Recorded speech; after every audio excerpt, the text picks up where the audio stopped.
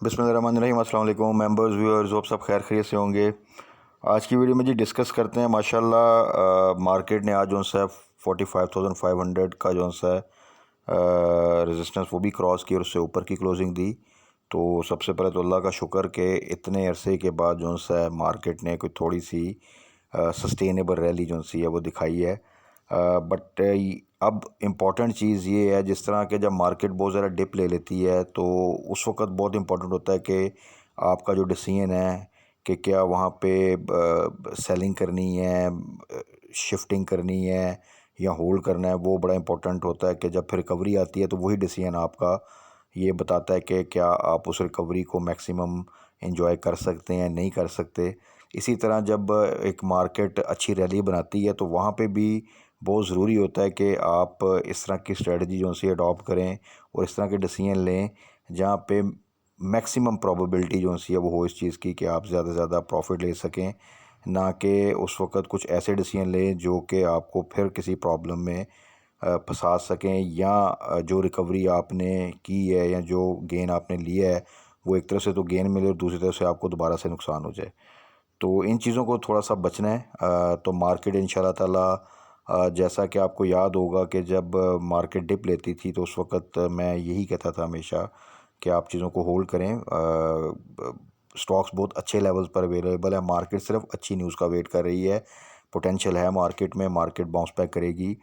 और जब से ये न्यूज़ आई है उसके बाद से मैं अब आपको कंसिस्टेंटली ये बता रहा हूँ कि मार्केट ठीक है। मार्केट जोन्स है उसमें आपको गेन मिलता रहेगा।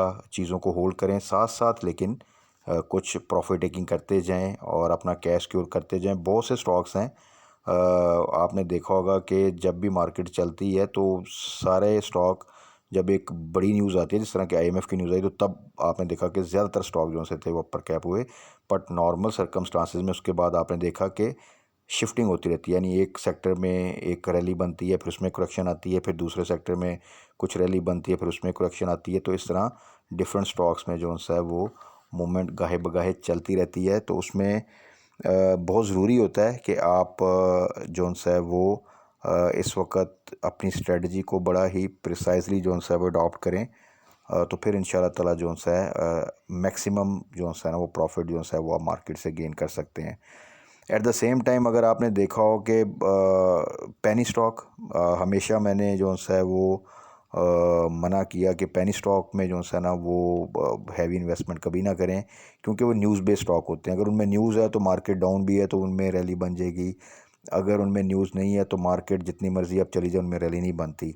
और ये आप देख भी रहे होंगे इस वक्त जो सूरत हाल है कि मार्केट ने आप देखें तकरीबन 5,000 पॉइंट की रैली बना ली। अगर आप 40,000 जो भी एक लो लगाया था मार्केट ने 40,000 के करीब, तो वहाँ से, और उसके बावजूद अगर आप देखें तो जो आपके सिल्क बैंक है, जो आपका WTL है, इस तरह के जो छोटे स्टॉक हैं, पेनी स्टॉक है, वहीं पे वहीं खड़े हैं। बल्कि मेरा ख्याल है थोड़े से नीचे ही गए थे। तो इस 5,000 पॉइंट की जो एक रैली बनी उसमें जिनके पास अगर सपोज 100% इन्वेस्टमेंट पेनी स्टॉक में थी तो वो तो वहीं के वहीं पे खड़े रहे। तो वो सारी जो सा रैली जो सी उन्होंने मिस कर दी। अब इसमें एक पेनी स्टॉक में एक और मसला होता है कि जब वो इस लेवल पे देखते हैं कि यार इसमें तो नहीं बढ़ा, वो उसमें से निकल जाते हैं। तो मीनवाइल क्या होता है कि जो स्टॉक्स आपके अब इंक्रीज़ कर चुके हैं ऑलरेडी, कोई 20% कर चुका है, कोई 30% कर चुका है, कोई 15% कर चुका है, तो इतनी हाई साइड पे उनमें एंट्री लेंगे। हो सकता है उस पेनी स्टॉक में फिर कोई न्यूज़ आ जाए और वो फिर चलना स्टार्ट हो जाए। तो ये बड़ी डिफ़िकल्ट सी जो सी है ना वो सिचुएशन बन जाती है जिनके पास सिर्फ पेनी स्टॉक में होल्डिंग होती है। इसी तरह अगर अच्छे स्टॉक में जिनके पास होल्डिंग थी और जिन्होंने सब्र किया, और आपने देखा कि बहुत डाउन साइड पे चीज़ें चली गई थी, लेकिन वो चीज़ें बड़ी अच्छी फिर बाउंस बैक भी हुई। बहुत सी हो चुकी हैं, बहुत सी हो रही हैं, बहुत सी अभी मज़ीद होंगी। तो अच्छे स्टॉक का ये फ़ायदा होता है कि अल्टीमेटली वो बाउंस बैक करते हैं, वो आपको रिकवरी दे देते हैं। जो पे आउट वाले स्टॉक होते हैं वो साथ साथ पे आउट आपका वैसे ऐड होता रहता है।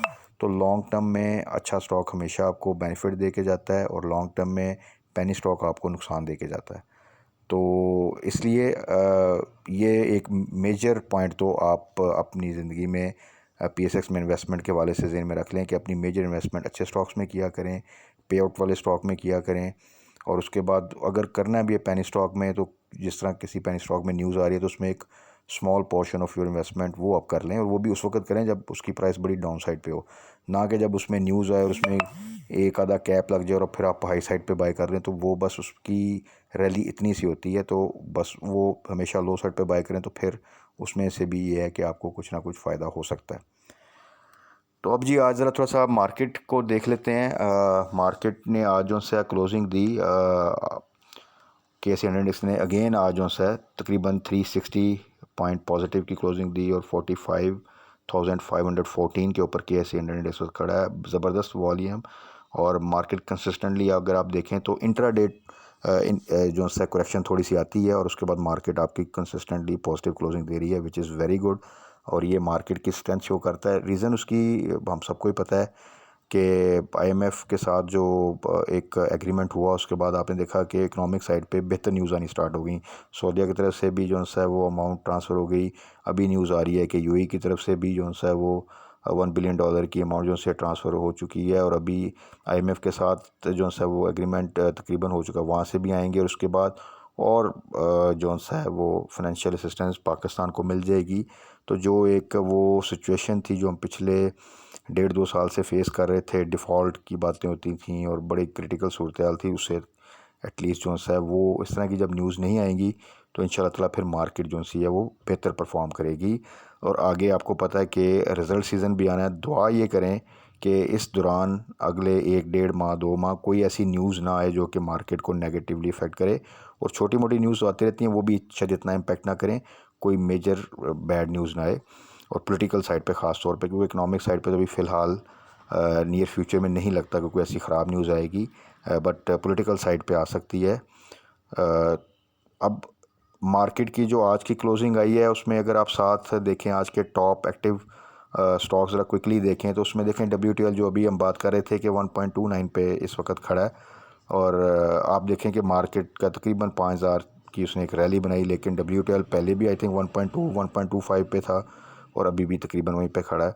बट इसमें जो एक न्यूज़ है वो आपको पता ही है कि जो वो कह रहे थे कि जुलाई में आई थिंक जो है उसमें जो इनकी लिस्टिंग होनी है नैस्डैक में, तो उस वाले से जब भी वो न्यूज़ अगर आती है तो फिर एक इसमें रैली बन सकती है। तो इसलिए अब जिनके पास है वो इसके अलावा कोई चारा नहीं कि तकरीबन 1 महीना कम से कम जो है इसको होल्ड कर लें।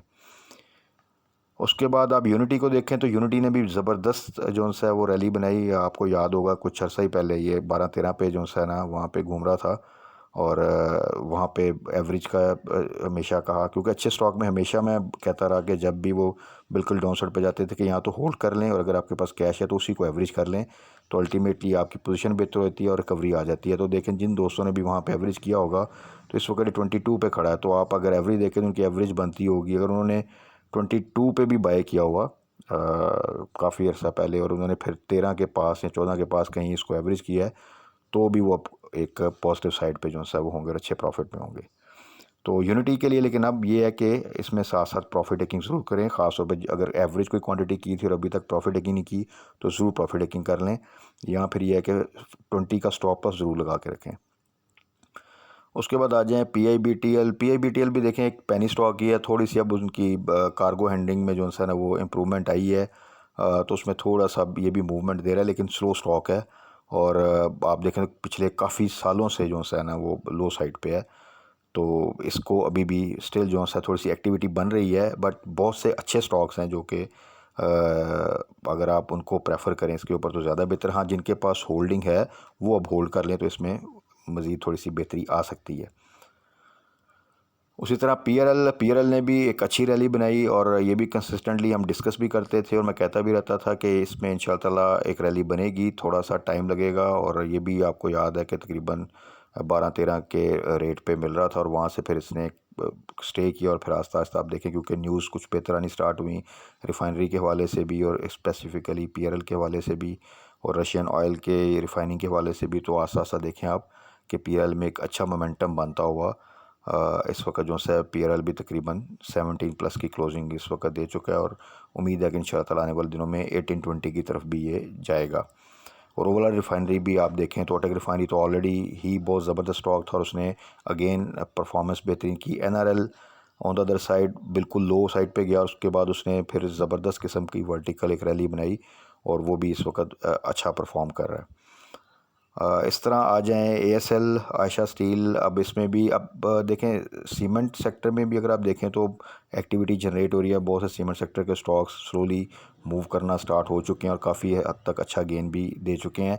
तो जब सीमेंट मूव करता है तो साथ फिर आप देखें तो स्टील सेक्टर भी साथ साथ मूव करना शुरू कर देता है। तो आप देखेंगे अब स्टील सेक्टर में एक मूवमेंट जो सी है वो आ रही है। तो एएसएल नॉर्मली अगर आप देखें तो एक टाइम पे 20 से ऊपर ट्रेड करता था, फिर 10 से ऊपर काफ़ी अर्सा 10 to 15 के दरमियान रहा, और अब आप देखें तो बहुत लो साइड पे है। तो यहाँ से अब आस्ता आस्ता मूव करता हुआ ये दोबारा से, टाइम लगेगा लेकिन ये दोबारा से पोटेंशियल है कि डबल डिजिट में जा सकता है। उसके बाद बीओपी की तरफ आ जाएं तो बीओपी स्लो आइटम है, बहुत ही स्लो आइटम है बैंकिंग साइड का। और आप देखें तो इसने बोनस भी दिया, एक्स होने के बाद भी मज़ीद डाउन साइड पे गया और अभी भी काफ़ी लो साइड पे है, तो इसको अवॉइड करना ही बेहतर है। पीपीएल ओजीडीसी दोनों जो से हैं वो स्लो एंड स्टेडीली अब दोबारा परफॉर्म कर रहे हैं। अगर आप देखें तो ओजीडीसी तकरीबन 90 का हमने टारगेट रखा हुआ था, पीपीएल का 75 का। अगर आप देखें तो वहाँ पे प्रॉफिट टेकिंग आप ज़रूर करें, अभी फ़िलहाल के लिए होल्ड करें, क्योंकि ये इनका रिज़ल्ट भी आना है, एनुअल रिज़ल्ट, और उसमें पे आउट भी एक्सपेक्टेड है अच्छा, तो इनमें मज़ीद जो सी रैली बन सकती है। इसी तरह एफएफएल आ जाएं, फूड सेक्टर में स्मॉल स्टॉक है, पेनी स्टॉक है सच नहीं कह सकते, लेकिन क्योंकि इनका बिज़नेस आपके सामने है, सब कुछ है, लेकिन काफ़ी अरसे से ये भी डाउन साइड पे है क्योंकि इनकी ईपीएस जो सी है वो नेगेटिव है। दो कि उसमें इंप्रूवमेंट है, सेल्स में इंप्रूवमेंट है, लेकिन ईपीएस अभी भी नेगेटिव साइड पे है। पोटेंशियल है कि जैसे ही ईपीएस पॉजिटिव साइड पे आई तो ये फिर आपको 2-3 रुपए की तो बड़ी अच्छी रैली जो सी दे देगा, और इवन अगर इसमें प्रॉपरली इंप्रूवमेंट आती है तो पोटेंशियल पूरा इसमें कि आपको डबल डिजिट में भी नज़र आए। सो जिनके पास होल्डिंग है वो भी इसको होल्ड करें, तो इंशाल्लाह ताला इसमें भी आगे फर्दर इंप्रूवमेंट आएगी। टेली आईटी सेक्टर से अगर आप देखें तो तकरीबन 8 के पास आ चुका है, और आज क्योंकि करेक्शन थी आईटी सेक्टर में, लेकिन आईटी सेक्टर कल उम्मीद है कि दोबारा से बाउंस बैक करेगा। और वही बात जो मैंने पहले की थी कि आप देखें तो कुछ सेक्टर्स के स्टॉक जो से हैं वो एक रैली बनाते हैं, फिर उनमें कुछ करेक्शन आती है, फिर वो रैली बनाते हैं, तो ये इट्स वेरी गुड। करना आपने ये है कि जब वो एक हाई साइड पे जाएं और आप फील करें कि उसमें आप करेक्शन आ सकती है तो थोड़ी सी प्रॉफिट टेकिंग कर लें और दोबारा डिप इनको बाय बैक कर लें, तो इस तरह आपको साथ साथ एक बेहतर प्रॉफिट मिलता रहेगा। और जब तक आप प्रॉफिट अपना सिक्योर नहीं करेंगे, सेलिंग नहीं करेंगे, तो वो मटेरियलाइज नहीं होगा। तो इसलिए प्रॉफिट को सिक्योर करना भी बहुत ज़रूरी है। 100% नहीं, क्योंकि जो अच्छे स्टॉक हैं उनको आप 50% ट्रेड किया करें और 50% लॉन्ग टर्म के लिए होल्ड करें, तो ये बेस्ट स्ट्रेटजी होती है। इसी तरह मैपल लीफ, वही हम जो बात कर रहे थे, अगर आपको याद हो तो कुछ अरसा पहले ये 22-23 रुपये पे था, फिर इसमें आस्ता आस्ता स्लोली इसने मूव करता हुआ 26-27-28 की रेंज में है, और अभी आप देखें तो 32 की रेंज पे है। सो cement sector, maple EB, DGB और भी ये ऑलरेडी काफ़ी स्लोली परफॉर्म करते हुए एक अच्छा गेन दे चुके हैं, और अब स्टील सेक्टर भी इसको फॉलो करेगा, और कंस्ट्रक्शन से रिलेटेड फिर और जो उनसे स्टॉक्स हैं वो भी, उनमें भी एक अच्छी मूवमेंट बन जाती है। तो इसी तरह से sector wise IT sector still आपकी प्रायोरिटी होना चाहिए। जो आपकी इन्वेस्टमेंट है उसमें आईटी सेक्टर के स्टॉक्स ज़रूर होने चाहिए, ऑयल एंड गैस के ज़रूर होने चाहिए, कुछ फूड के स्टॉक्स जो हम डिस्कस भी करते हैं, कुछ स्टॉक्स ने ऑलरेडी अच्छा गेन दे दी है, वो हम मेरी वीडियोस भी देख सकते हैं, और फिर हम वीकेंड की वीडियो पे दोबारा से डिस्कस कर लेंगे उनको। इस तरह कुछ और स्टॉक्स में, इस तरह टीपीएल पीएस को भी होल्ड करना है, आपको बहुत ज़बरदस्त गेन दे चुका है और लॉन्ग टर्म इन्वेस्टमेंट के लिए बड़ा ज़बरदस्त है। मिलर ट्रैक्टर है, इस तरह ही साजगार आप देख लें। तो बहुत से स्टॉक्स हैं जिनको हम गाहे बगाहे डिस्कस करते रहते हैं। इसके अलावा वो स्टॉक जो आप जिसमें ट्रेड करते हैं और ऑफ द रिकॉर्ड भी पूछते रहते हैं, और लेकिन अच्छे स्टॉक हैं, सेक्टर वाइज ठीक है, ईपीएस ठीक है, तो उनको होल्ड करें और इंशाल्लाह ताला आगे फर्दर भी मार्केट अच्छा परफॉर्म करेगी। बस इस स्ट्रेटजी में आपने ये गलती नहीं करनी कि जो स्टॉक बहुत हाई साइड पे है आप बिल्कुल टॉप पे जाके बाय कर लें, और उसके बाद कोई करेक्शन आए तो फिर आप पैनिक में सेलिंग करें और इस तरह अपना लॉस जो है ना वो करें। और इसी तरह जो अच्छा स्टॉक है उसको आपने होल्ड करना है, और 50% तक प्रॉफिट टेकिंग अब ज़रूर करनी शुरू कर दें। स्टेप्स में करें, और लेकिन ये है कि आपकी 50% तक प्रॉफिट टेकिंग होनी चाहिए आने वाले दिनों में, ताकि आप उस 50% का जब कैश क्योर होगा तो आपको अपॉर्चुनिटी मार्केट में मिलेगी। उसी स्टॉक में भी मिल सकती है, और कोई और स्टॉक भी हैं बहुत से जो कि अभी भी लो साइड पर, उनमें आने वाले दिनों में रैली बनी है तो आप उनमें भी इन्वेस्टमेंट कर सकते हैं। तो ये तो थी जी आज की वीडियो, जिसमें हमने डिस्कस किया आज के टॉपिक्स को, और मार्केट के हवाले से इकोनॉमिक साइड पे अच्छी न्यूज़ है, मार्केट मज़ीद फर्दर बेहतर परफॉर्म कर सकती है। स्ट्रेटजी को फॉलो करें और इंशाल्लाह ताला अच्छे स्टॉक्स में ट्रेड करें। हर स्टॉक की बारी आएगी अपने टाइम के हिसाब से, जब मार्केट प्रॉपर एक सस्टेनेबल रैली बनाती है। तो थोड़ा सा इंतज़ार, और साथ साथ हम डिस्कस भी करते रहते हैं कि कौन से स्टॉक्स जो से हैं उन लेवल्स पर हैं जहाँ पे प्रॉफिट टेकिंग बनती है, कौन से स्टॉक्स अभी भी बाइंग रेंज में जहाँ पे आप स्टिल उनको बाय कर सकते हैं या एवरेज कर सकते हैं। तो ये चीज़ें हम आने वाली वीडियोज़ में डिस्कस करते रहेंगे। तब तक अपना ख्याल रखिएगा, दुआ में याद रखिएगा। Stay blessed. अल्लाह हाफिज़।